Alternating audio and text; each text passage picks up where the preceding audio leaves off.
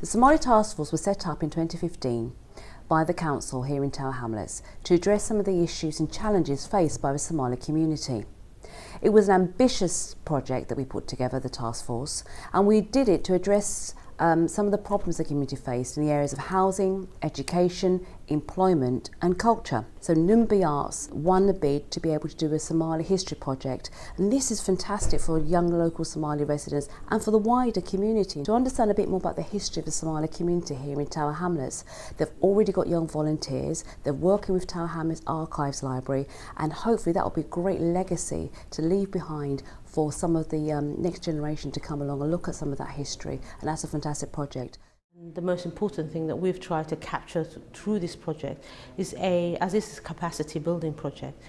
is to train local Somali young people, local Somali women, local Somali elders who will in turn deliver this project with us. They commit 10 days and we have very intimate, small workshops where they can experience how to collect stories, how to document their lives and the lives of their families and their communities. And then the idea is that some of them are graduates, some of them are school children, and I think it's very important that the Somali community come together to celebrate their heritage. The Somali community is one of the oldest black communities in Britain, and specifically one of the main places that Somali community has settled is Tower Hamlets. So, you know, and I think in a way it's important for us to engage local Somali children and families to say, well, yeah, you know, you could be proud of your British identity and belong and be active citizen in your local community. But it's also important to celebrate our heritage and our diversity, and language and faith are obviously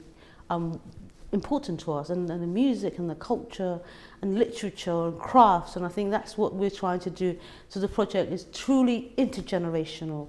I've came to this project to learn about my culture and history, being a Somali and living in Tower Hamlets. I've had fundamental experiences in this project, one being going to Cable Street and learning how the seamen, where they lived and how they settled in coming from Somalia. And it's helped me understand how people felt and how they were the minority during that time. And it's given me like a wider understanding now about me as a whole. Before coming to this project,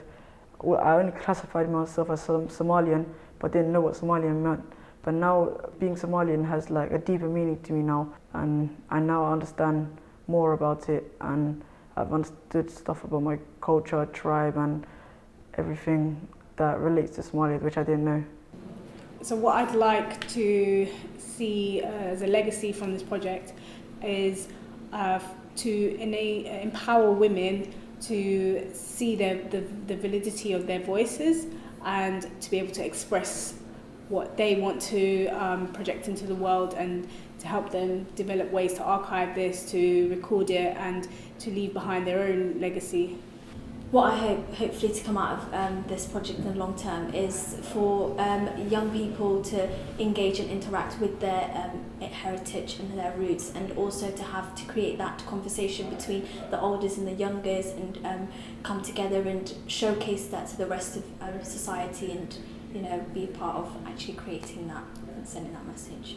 I think it's really important for people to realise that we have incredible stories, not only of sort of our presence in London, but also the actual sort of event of coming to England, that process of the multiple layers of generations that have come here. So the legacy that I hope that this will have in the end is to really showcase the different types of Somalis that live here, the amazing and incredible things that they have gone through, certainly in terms of what they've overcome.